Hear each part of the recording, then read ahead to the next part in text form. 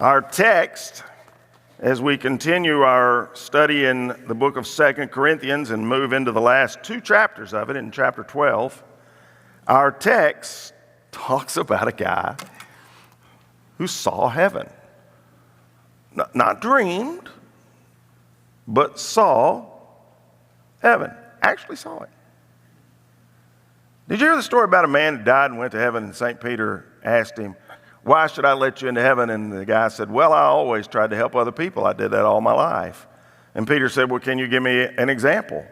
And he said, "Sure. Once I was in a roadside diner, and a group of hell's angels were in there bothering a little old lady, and they had knives and guns, and they were scaring everybody in the place and shouting profanity and threatening people. So I stepped up to the leader, spun him around, punched him in the face, and said, 'Why don't you leave this little old lady alone? And while you're at it, you and your filthy friends clear out of here and get on your bikes and ride away.'" And Peter was so in awe. He said, "Wow, that was pretty brave. When did that happen?" He said, "About 4 minutes ago."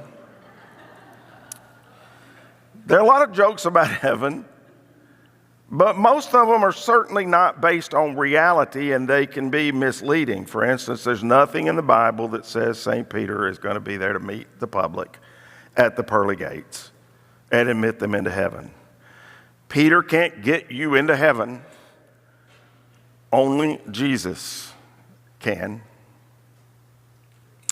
Now, as we move over into chapter 12, we've been noticing the last few weeks in chapter 11 that Paul is describing the many illnesses, trials, troubles that he faced while preaching the gospel. And yet, despite that, to the church at Corinth, there were super apostles there who were false teachers who were saying, "Paul's nothing, he's nobody. He's nothing to look at," and he wasn't. According to history, he's not an impressive speaker. He writes pretty impressively, but he's not an impressive speaker. He's a nobody. And so Paul has been defending his ministry here, and so he says there really should be no chapter division between chapter 11 and 12 because it's a continuation of the previous thoughts we've been looking at the last couple of weeks. He said, "This boasting will do no good, but I must go on. I will reluctantly," and I'm going to tell you in a minute just how reluctantly he was. "I will reluctantly tell about visions and revelations from the Lord." Paul doesn't like the fact that in 2 chapters here, he's talked about himself. The only time Paul was ever comfortable boasting was when he was boasting about Jesus. But these false teachers in Corinth were attacking the credibility of his ministry and message and arrogantly calling themselves super apostles. So to stand up for the gospel, not himself, to stand up for the gospel, he had to defend himself. And it was awkward, and he felt clumsy doing it. It's kind of like an evening, at a friend's house when after dinner the host says, "Let's watch some of my family's videos."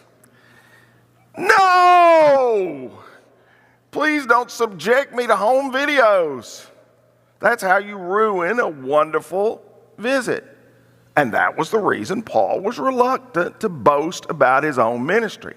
Even when he had to do so, he does so in an humble, unassuming manner. And rather than point out to everybody his wins, that's a big deal in the business world today. Every time you come together for a meeting, people say, "I want to hear about all your wins. Give me your wins." He did the exact opposite. He said, "I'm going to show you all my losses, just to show you what I've gone through in order to serve Christ." Here was his logic.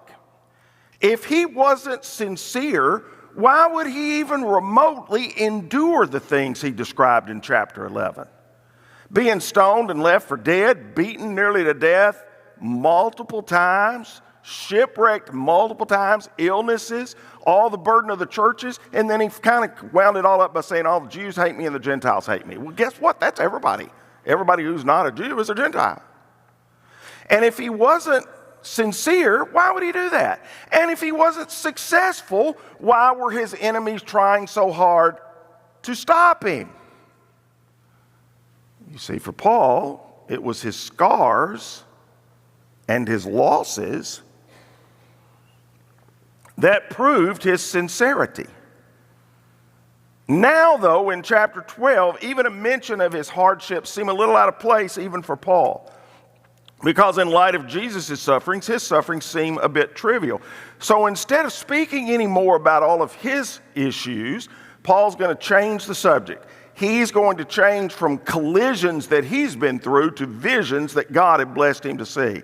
He's going to change from getting beat up by Jesus to being picked up by Jesus. And so he says, I will reluctantly tell you about visions and revelations from the Lord. On countless occasions, if you know the New Testament, Paul had received some sort of divine or supernatural assistance from God. I mean, you remember the way he was converted. He was anti-Christian. He was on the road to Damascus to pick up Christians, to persecute them, maybe even kill them. When he saw Jesus in a vision, who reached down to him, blinded him temporarily, and said, Saul, Saul, why do you persecute me? And that's what led to the conversion of Saul and turned him into the Apostle Paul. Oh, there was the time when he wanted to go in one direction, and God woke him up in a vision where he saw a man from Macedonia who said, I want you to come over here and preach to us in Macedonia. And then there was the time during a storm at sea when an angel came to Paul with needed assurance and told him, you and everybody else on the ship are going to survive. So he'd had at least 3 other visions that we read about in Scripture. But this one, this one's a little different. I will reluctantly tell about visions and revelations from the Lord. I was caught up to the 3rd heaven 14 years ago. Whether I was in my body or out of my body, I don't know. Only God knows. Now, since we're uncertain exactly when Paul penned 2 Corinthians, it's impossible to absolutely pinpoint 14 years earlier. It could have been at the end of his preparation for his preaching ministry in his hometown of Tarsus. It could have been during his stay in Antioch before launching his first missionary journey. But more likely, and it does fit generally the time frame, it fits the time frame in Acts chapter 14 when he was stoned and left for dead in Lystra. That was the site of Paul's stoning that he spoke of in the last chapter. An angry mob threw him down into that pit that we looked at last week and tossed stones at him and left him for dead and drug him out of the city. And they would not have left him had they not thought he was dead. And at the time, Paul wasn't sure, he said, if I was in my body or out of my body. He may have been dead, or he may have been just near death. He wasn't sure. He said, only God knows. But what impressed Paul was not what happened to him as much as what he saw and he heard. God gave him a glimpse of the 3rd heaven. Maybe his body had been whisked off to heaven, then brought back. God can do that, we know. We have already seen it in his Son. Maybe his body was under a pile of rocks while his spirit was transported to heaven. God could do that too. Or this could have been a true out-of-body experience where God allowed him to go see heaven the same way, in a sense, although this seems more personal and direct than John's vision of heaven that he wrote about in Revelation. So what is the 3rd heaven? Well, heaven number 1 is what we all see every day, the blue sky. Earth's atmosphere. And so here you have the atmosphere, and we can all see a large portion of the atmosphere every day. The 2nd heaven is starry space. We can now see that pretty well too. My next door neighbor is a winter resident from Michigan, and he is just, absolutely infatuated with astronomy. And he's got high-powered telescopes, very high-powered. And he will sometimes call Diane or I out and over to look and see what he's looking at up in the skies. I haven't had the opportunity or the will to tell him, I don't care. I didn't care about astronomy in the 5th grade or the 7th grade or the 11th grade, and I don't now. But heaven number 2 is outer space. The third heaven is literally out of this world. Out of this world. Not just out of space. It's the spiritual dimension. And incredibly, that's where Paul got to go. He was caught up into the presence of God, into God's very throne room. Now, modern technology enables man to travel to the first 2 heavens on his own. All you got to do is turn on the news when you get home tonight, and you'll see a bunch of drones flying in the first heaven. That was supposed to be funny. And here soon it may not be funny, right? Yeah. And we can even travel to the 2nd heaven. But we can't reach the 3rd heaven without God's permission and God's personal transport. Like he did with Isaiah and Ezekiel and John on the Isle of Patmos. God gave Paul a peek into heaven. Why? Why? I'm just guessing. I can't tell you for certain, but I think God knew all that Paul would endure for Jesus' sake. I think God, in his foreknowledge, knew everything he talked about in chapter 11 that he had gone through for Jesus' sake, and knew all the pressures that he was under while he was writing to the church at Corinth. And he thought it might be impossible for him to withstand all of these persecutions and problems on earth without a profound sense of the glories of heaven. And so he says, yes, only God knows whether I was in my body or outside my body, but I do know that I was caught up to paradise and heard things so astounding that they cannot be expressed in words. Things no human is allowed to tell. And the minute I read that verse, I think about that other passage that Paul wrote where he said, no eye has seen, no one can even imagine what heaven will be like.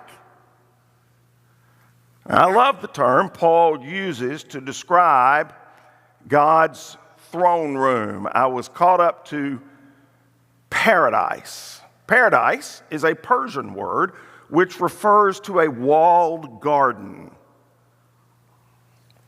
Even in Paul's day, wealthy desert sheiks would dig deep wells and they would import lush flowers and shade trees and spice bushes to plant around the spring, and they would enclose their garden with a wall.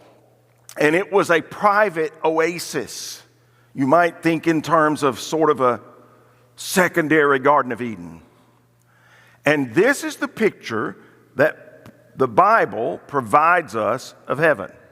You remember Jesus told the thief on the cross, today you will be with me in paradise.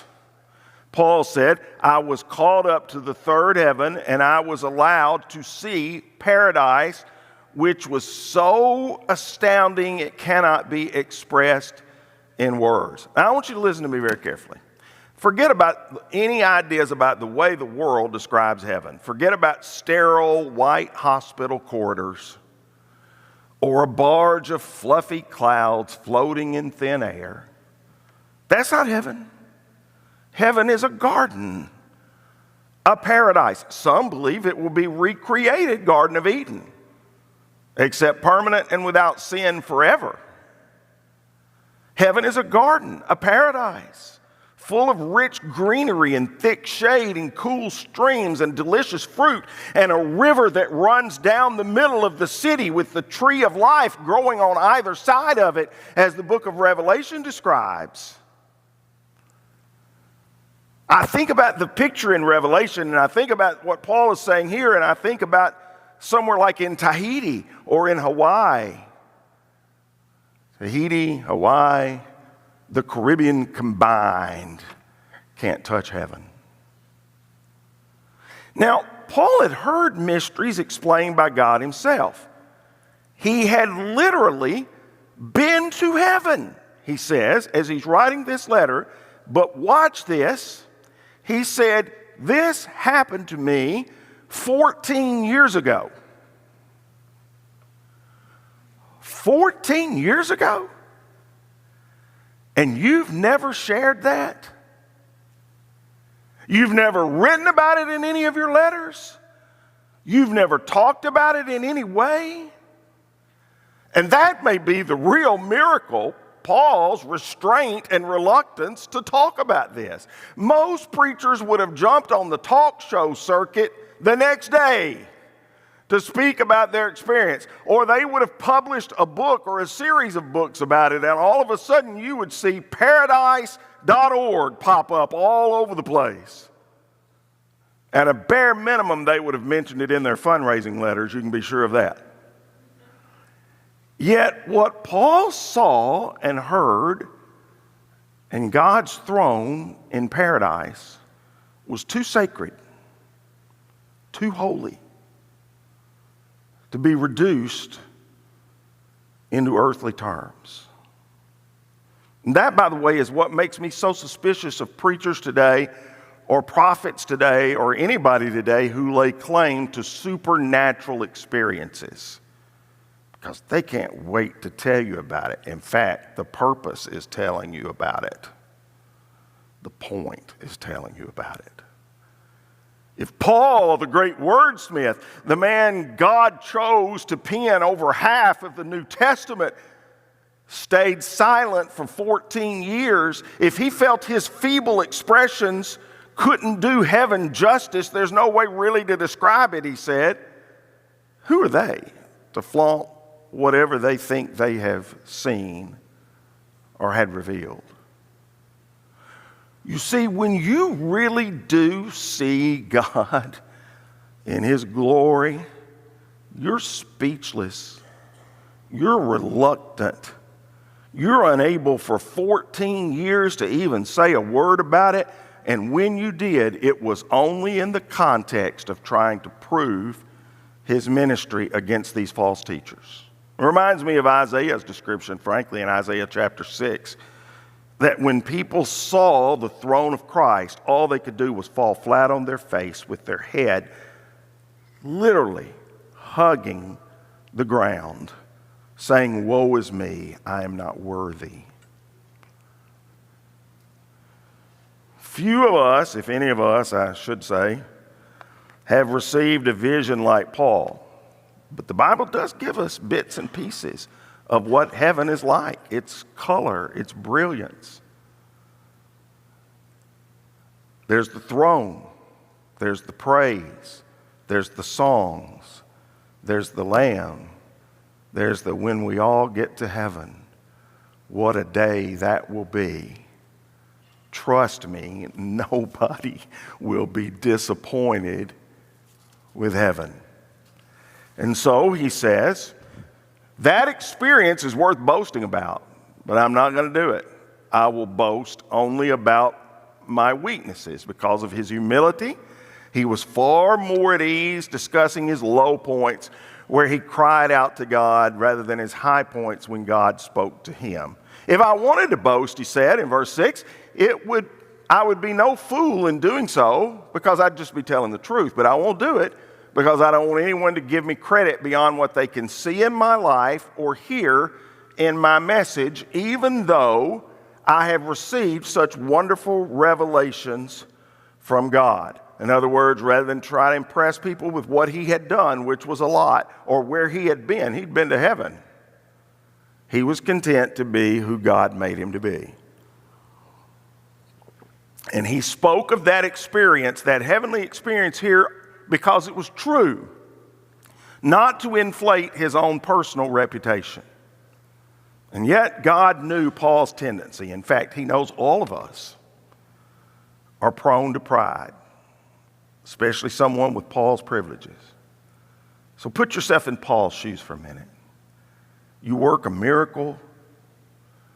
You get a sneak peek into heaven. See if you don't drop it into your next conversation. And that is why God took steps to guard against it in Paul's life. All right, now watch this.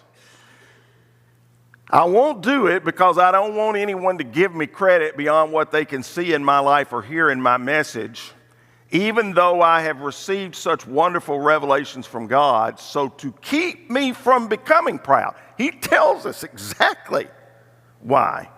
So to keep me from becoming proud, I was given a thorn in my flesh, a messenger from Satan to torment me and keep me from becoming proud. Along with all of Paul's revelations, God gave him one really big aggravation. To keep his feet on the ground while his head was in the heavens, God gave him a thorn to reel him in. He said twice to keep him from becoming proud, God did this. And this thorn, man, this was more than a pebble in his shoe or a splinter in his finger. The Greek word translated thorn means a sharp stake, like torturing or impaling. Rather than a paper cut, this was more like a knife, a tent peg. Paul would have been familiar with that as a tent maker. An ice pick. A messenger of Satan stabbed Paul, twisted in the knife, causing continual excruciating pain. And the tense of the verb in the verse implies a constant or reoccurring action. Whatever Paul's thorn was, it happened to be a perpetual problem, a pain that wouldn't go away. Now, what was Paul's thorn in the flesh? Well, I don't know. I wasn't there. Nobody knows. Tons of speculation about it, some with some evidence behind it, others with absolutely no evidence behind it, mostly guesswork. One of the earliest suggestions by church historians was that it was severe and prostrating headaches. Early church fathers like Tertullian and Jerome believed that Paul was the victim of recurring migraines. We know a lot about migraines now. I have never had a migraine, thank God. But I've been around people who have. What a horrible, horrible thing that would be. Martin Luther believed that Paul's thorn in the flesh was a reference to the constant opposition and persecution he encountered. John Calvin thought that it referred to a stinging conscience and chronic self-doubt that produced recurring periods of depression in his life. To this day, a common view among Roman Catholics is that it was sexual temptation in some form. Others have interpreted Paul's thorn in the flesh as his impulsive, trigger-happy personality. On occasion, he was given to outburst and could almost attack people verbally. He split, you remember, from Barnabas over a dispute. He had harsh words with the false teachers who wanted the Galatians to be circumcised, these Judaizers. He even had harsh words with Peter and once split with him. About the Judaizers, he said they ought to be, I ain't making this up, castrated. So it could be that a fiery temper was Paul's thorn. Other commentators think that his thorn in the flesh was a physical disease. I've heard it said that maybe it was epileptic seizures. I've never had epilepsy, but I've known several people who have. And the seizures come out of nowhere. And up until the last 50 years, they really couldn't be treated at all. Others have identified his thorn as a strain of malaria because it was so common along the entire Mediterranean region where he traveled so often. And one sufferer of malaria described its headaches as like a red-hot bar thrust through the forehead, or possibly a thorn in the flesh. To me, the most plausible theory, because there does seem to be a little biblical evidence that I'll give you in a second, was an infectious eye disease that flared up on him from time to time, especially when he moved from tropical climate to tropical climate. It could be that when the Lord revealed himself on the road to Damascus and blinded him with that solid light for 3 days, that did something to his eyesight. And later he might have picked up some sort of infection which caused his eyes to literally scab over. I do know in Galatians 4:15 he talked about, where's that joyful and grateful spirit you Galatians felt then? I'm sure you would have taken out your own eyes and given them to me if it had been possible. Is that a hint? Is that a hint that maybe his thorn in the flesh was his eyes? And the church at Galatia knew that? And so therefore he said, you would have taken out your eyes and given to me, I bet. In Galatians chapter 6 and verse 11, he said, notice what large letters I use as I write these closing words in my own handwriting. Maybe a second piece of evidence that what was really wrong with him was his eyesight or recurring eye infections. A person suffering from trachoma develops a pus over their eye that causes their eyelashes to become brittle. And at times they even dig into the eye, and it can be very painful. If you've ever had a scratch on your cornea, you know the pain from that. So we don't know what Paul's thorn in the flesh actually was, but we do know what he did about it. He prayed. 3 different times I begged the Lord to take it away. Now I want you to understand, he didn't mean I only prayed 3 prayers about this my whole life. The wording and the language suggests 3 different seasons of time. 3 different periods of time. He fervently begged God to take it away from him. Yet despite his prayers, Paul's thorns didn't go away. Even after he prayed about it 3 times, it remained. I believe there is a profound reason why Paul never shared the exact identity of his thorn in the flesh. He could have. Why didn't he?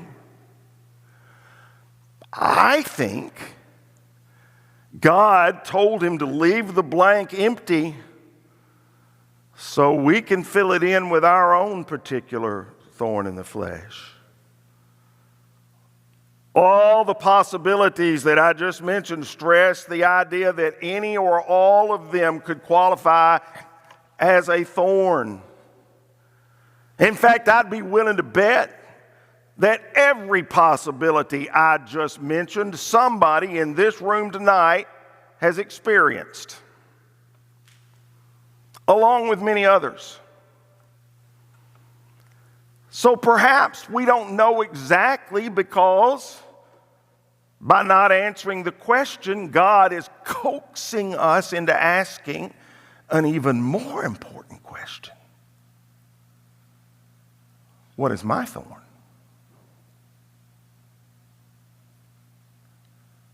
I bet where you sit, you could identify it. None of us are perfect. I bet you know a thorn. Is your thorn an illness? Is it migraines, allergies, bad eyesight, high blood pressure, diabetes, chronic back pain, heart disease, even recurring cancer, depression, anxiety, addiction?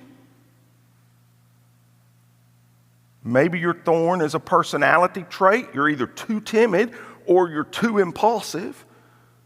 or you're too abrasive. Perhaps it's a temptation you battle. Maybe it's also sexual temptation, which is what the Roman Catholics have thought for centuries was Paul's thorn in the flesh.